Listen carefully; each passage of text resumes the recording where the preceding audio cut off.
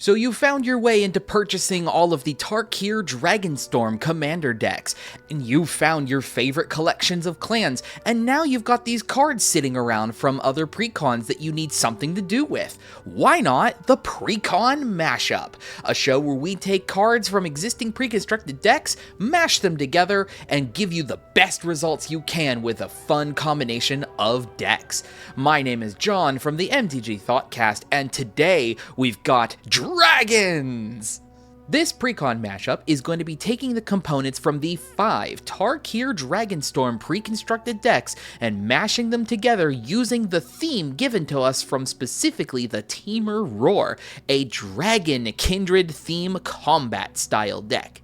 We are going to be combining these precons using the Temur Roar deck as a base. That does mean we are going to be losing out on cards and abilities that are from white and black, but you could easily remedy that by choosing any of your favorite 5-color or other off-color legendary creatures to be the focus of this dragon deck. But because the Temur Roar deck was sort of a very strong skeleton of a Dragon Kindred deck, we're going to be using those colors.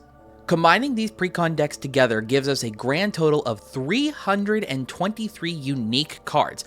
Of those cards, 213 of them are going to fit within the Temur colors. So we obviously have our work cut out for us as to what we're going to be playing and what not. So let's get started into that. Let's start at the top then of what we're going to be doing, which is going to be the skeleton of the Temur deck, using the alternate commander from that precon, Ureni of the Unwritten. 4 in Temur for a 7/7 legendary spirit dragon, flying, trample, and when Ureni enters or attacks, look at the top 8 cards of your library. You may put a dragon creature card from among them onto the battlefield and the rest to the bottom in a random order.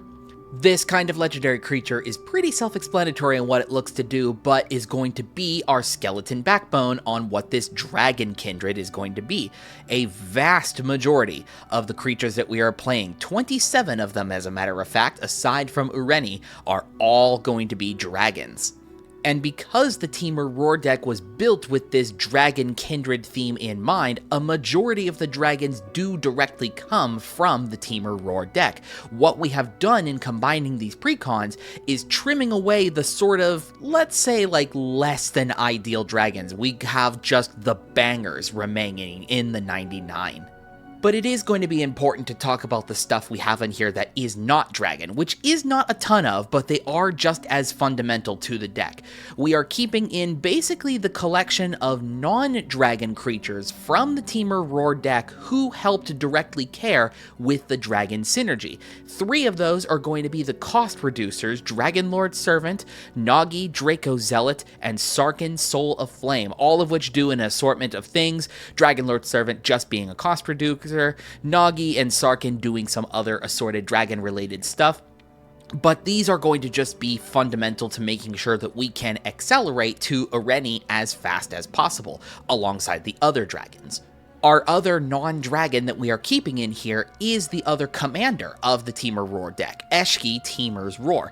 You can cut this one out if you want to, but just the impact that she has while you're playing all your other big creatures, plus the card draw that she offers, I feel is relevant enough to keep her in the deck, even if she doesn't synergize directly with what Ureni's looking to do. We're not going to dive too much into the dragons that come out of the Temur Roar deck specifically, as they do make up the bulk of the dragons that are in this deck. What's going to be more interesting to talk about, though, is the dragons and the other non-dragon support pieces that we're going to be combining into this shell to help boost the package as a whole. Let's start at the bottom then, from the decks that add the lowest amount of cards and work our way up, starting with the Abzan deck. The Abzan deck being of 2 colors that are not part of this combo that we're doing, we don't get to add as many fun cards from that, but we do have a couple very spicy ones.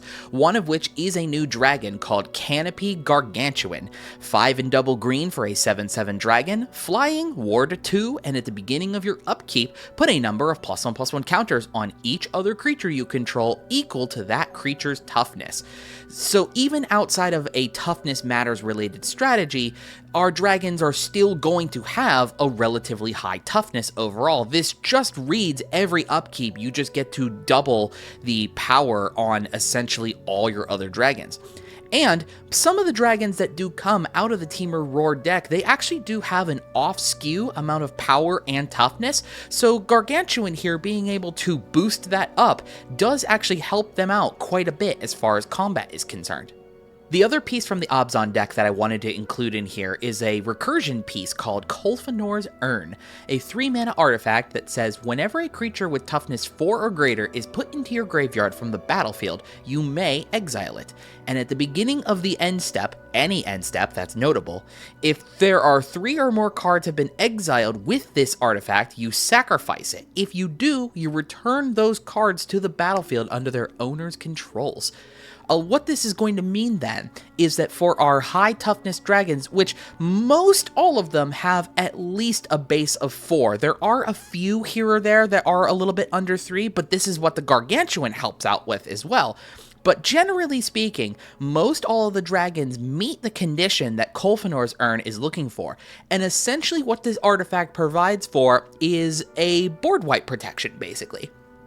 If somebody does a board wipe on their turn into your dragons, if most of them have that toughness 4 or greater that Kolfanor's Urn is looking for, they're all going to get exiled into the urn, and if it's still around by the end step, they're just going to all come right back into your battlefield. Board wipe is obviously going to be one of the biggest hindrances, not only to just a dragons deck, but any sort of creature-focused style deck. If your board gets wiped and you don't have a means to bring those creatures back, that could be the end of the game for you. So something like Kolfanor's Urn here, while situational sometimes, I think is just strong enough with the type of cards that we are playing here, these high toughness dragons, that it's worth the include. Moving on then to the Mardu deck, which does have a similar problem to the Abzan one, whereas 2 of its colors are outside of the realm that we want to be doing with Temur, but we do still get some fun pieces in here, one of which is another new dragon to throw into this list, the Gold Lust Triad. 4 and a red for a 4/3 dragon with flying, Myriad, and when this creature deals combat damage to a player, create a treasure token.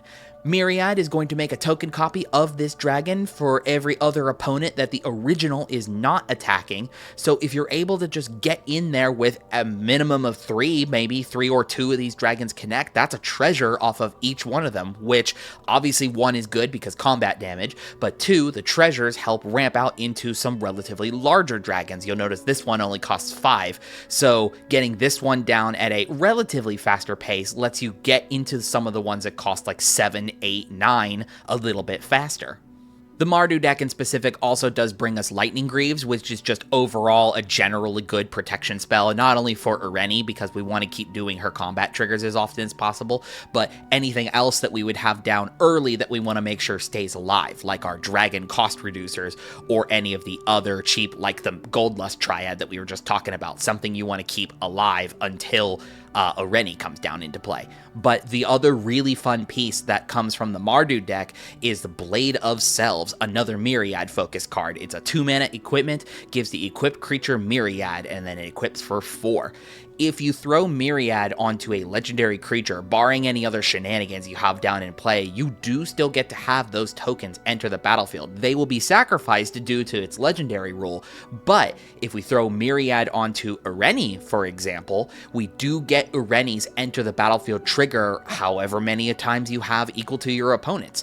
And then if this is thrown onto anything that isn't legendary, you get to, just like the Gold Lust Triad, have a potential extra amount of dragons going at each of your other opponents. So no matter what kind of card this is being slapped onto, the end results usually are very, very good. Next up is the Sultai deck, which helps increase the amount of ramp that is going to be into this deck here. The Temur one at a base already had a decent package as far as artifact and land ramping abilities, but because the Sultai deck was sort of focused as well on a land acceleration theme, we get to bring over from that deck Cultivate, Rampant Growth, and Harrow.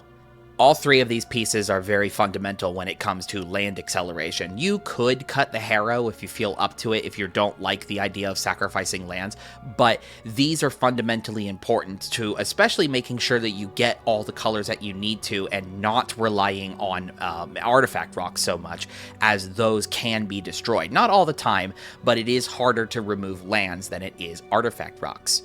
Speaking of lands, this one actually gets one of the better adds from one of the other decks. Command Beacon is going to be a very good one to have around because of the mana cost of Ureni. If it end up being too expensive to get down after a couple things of removal, then it could just be off the table for a good long while. But if you happen to have Command Beacon down in play, you at least get an opportunity to sacrifice the beacon into the ability to get Ureni back into your hand, which, if you're not familiar on this idea on what that means as far as casting your commander, excuse me, got a little tongue-tied there. When your commander is back in your hand, that is allowing you to bypass any commander tax that could be sitting there on your commander. The commander tax only applies if you are casting your commander from the command zone. That's what makes a card like Command Beacon so strong. Either lets you get a very expensive commander into your hand more effectively, or if the tax has gone up too high, Command Beacon gives you another shot at having that legendary back down in play. This deck is also adding in the only other Will of card that we are playing. We are still keeping Will of the Teamer in this deck, but we are also going to be adding Will of the Sultai. It's 4 and a green for a sorcery that you can choose one, but if you control a commander as you cast the spell, you can choose both.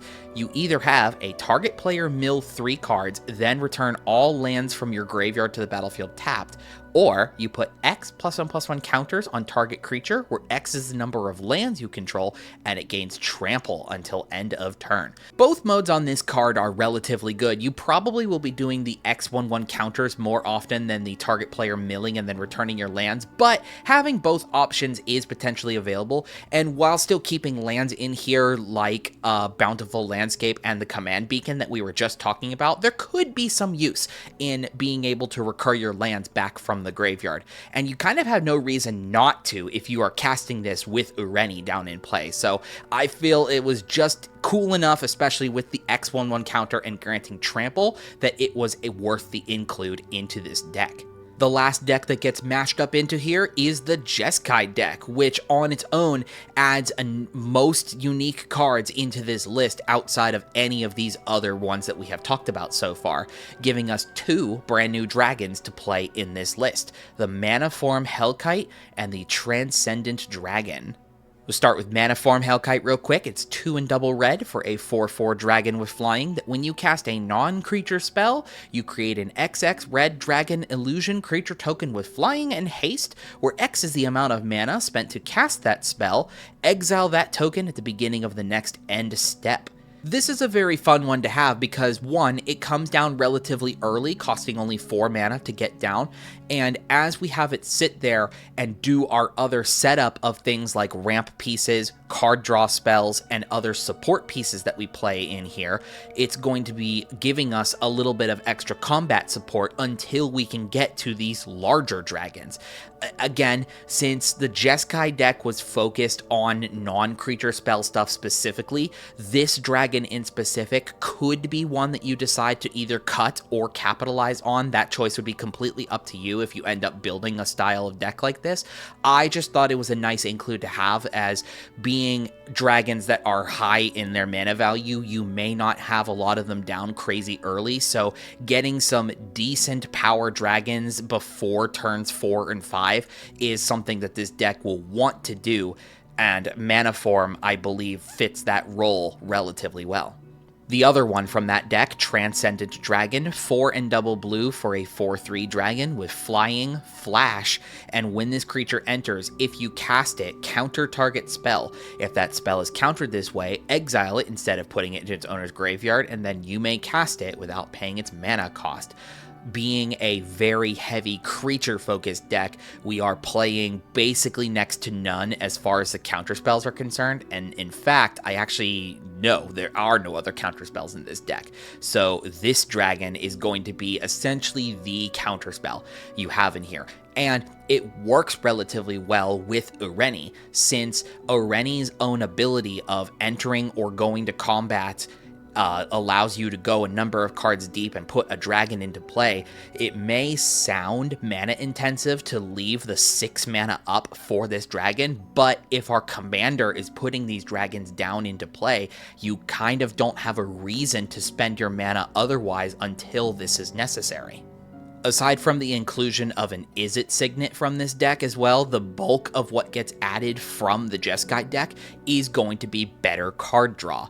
Preordain, Consider, Opt, and Frantic Search. All a collection of blue, either cantrippy or rummaging style of cards that help us dig out to these other mana fixing and mana acceleration, I suppose, cards to make sure we get to Ureni as fast as possible. This collection that I've gone over here could be the one that you could sway one way or the other on what you'd like to play. If you'd like to drop back more of these non-creature spells to include more creature spells, that is definitely something you could focus it in more, but because the Teamer deck as a whole didn't have a huge focus on its non-creature spells, I thought the inclusion here of bulking up a little bit of that card draw, ramp, and support pieces from not only this deck, but all of these decks combined, it kind of helps balance out what this deck is trying to do.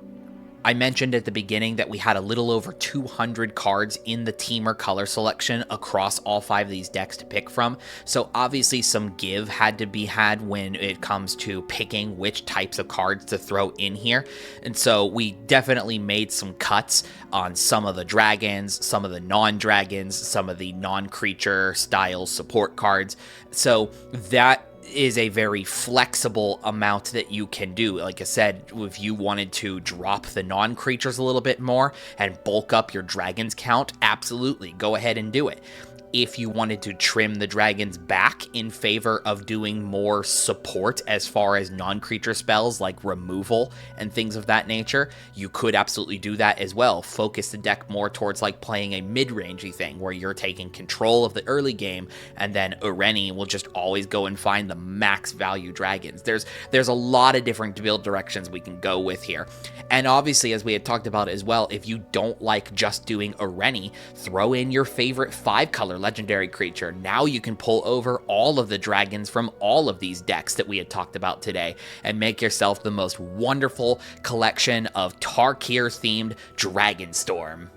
And that will do it today for this Precon Mashup. Thank you so much for watching and listening to me ramble about dragons. I hope if you end up doing this style of deck, I'd love to hear from you what type of cards that you decide to pull from the other decks to improve your own Dragon Kindred deck. Thank you so much for watching. We'd love to hear from you as far as any other suggestions on what you'd like to see us mash up again into the future, and we'll see you all next time here on the Precon Mashup. Take care, everybody. Take flight!